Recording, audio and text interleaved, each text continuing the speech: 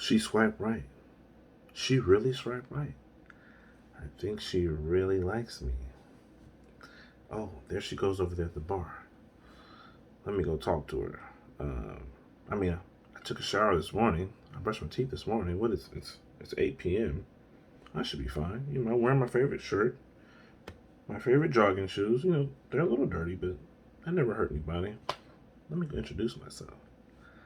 Hi, I'm Daniel from Tinder. Do you know what's on the menu? No? Me in you. Creepy, right? Hella weird, huh? You'd be surprised how many people ruin a good first date by not knowing how to be themselves, or to enjoy themselves, to have fun, or even be appropriate. Most of us have been on a terrible first date, and this is why I'm going to focus on how not to ruin a first date. This topic is important because so many people make dating errors that are totally avoidable. Having more than your fair share of bad dates means that there's something wrong that needs to be fixed. According to an article by the Braille Forum, as human beings, we are wired to be social creatures. This means that the quality of our relationships is essential to how we experience the world, to how we get along, enjoy each other, and enjoy ourselves, and to the extent of which we are happy. So basically, nobody wants to be alone. I don't want to be the third wheel, the fifth wheel, the seventh wheel, always the bridesmaid and never the bride, always the groomsman and never the groom, or worse, being 40 and alone, with hella books and hella cats. So, the purpose of my speech is to inform you how to avoid ruining a first date. A very important, possibly life changing first date.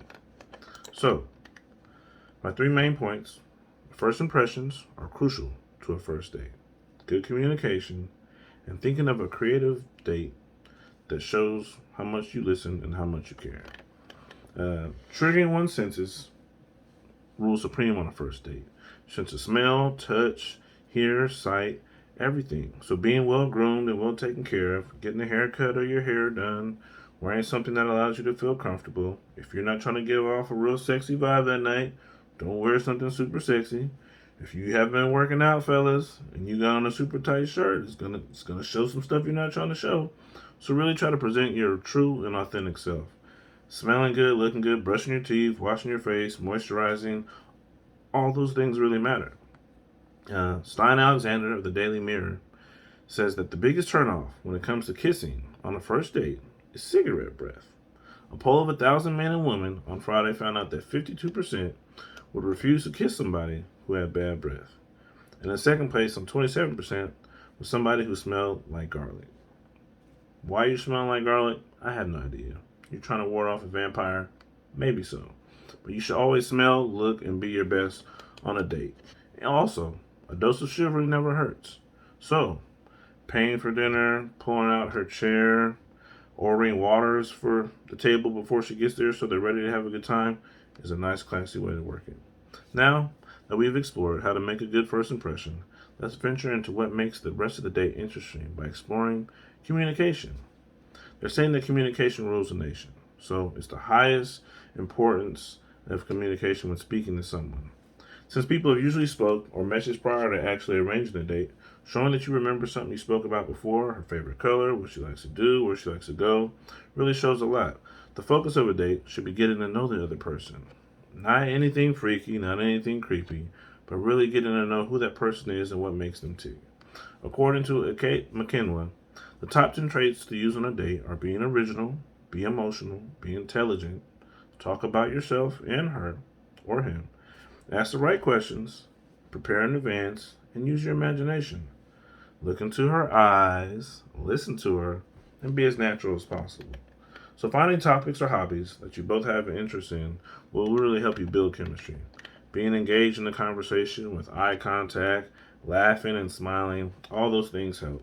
Don't be a creep talking about super personal things or any invasive topics that can only make somebody uncomfortable. According to Charlie Lester, no matter how your last relationship ended, avoiding talking about it on the first date is key. Dwelling on the past or making it seem that you still like them or you haven't got over them only makes your date feel like you're not ready to date. or that you're comparing them to an old flame. So now that we know how to present ourselves and what to say, now we review how to plan a date and to behave with manners.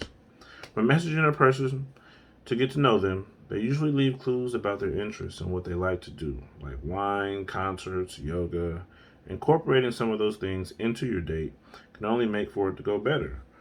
Dates that allow you to show your best qualities are great. So, like if you can sing, let's do karaoke. If you like art, let's go to an art museum. If you're good at poetry, you know what I'm saying? Bring your journal and go up there and give them something. So, those are all great date ideas. A movie is a terrible date idea. It cuts off all communication. There's no talking. You're dipping your hand in the popcorn with somebody you don't really know at the same time. It's bad. According to Kelly Daly of the San Diego Tribune, the dinner date is the most common Western romantic ritual, which means it's a great idea for a first date. Please avoid topics like sex, drama, or politics on a date. That can only ruin things and make it go south. Nobody wants to talk about those. I barely know you. Why am I talking about that stuff? According to the Cosmopolitan, 58% of adults have never even had sex on the first date, and 39% claiming that they just can't sleep with someone that they don't know that well. So take that advice and run with it. Offering to pay for the date shows a level of respect for the lady or the man that you're with. And if a lady offers to pay, that only shows a level of respect and equality. So we should always try that too. And if you're having fun on a date, that can mean many things. An amazing conversation, the actual date itself could be fun, being something competitive. And all I advise is at the end of a date, a kiss needs to be invited. You should kind of know if she wants to kiss you or he wants to kiss you or not.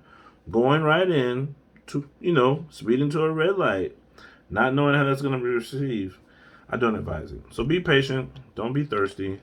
They can see that stuff coming. So, in conclusion, I feel like I've given you all the keys to the kingdom by telling you how to make a great first impression, interesting conversation topics, and great date ideas. Marriage can be your goal.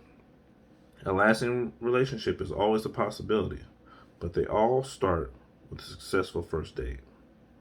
Dating in our current society is always a risk. There are broken people, there are damaged people, selfish individuals, yet there's so much to gain by meeting the right person and taking that risk and going out on a limb.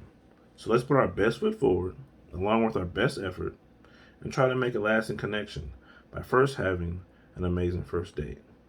That successful first date should hopefully lead to a second date, at which point you will be on your own. Good luck, and may the odds forever be in your favor.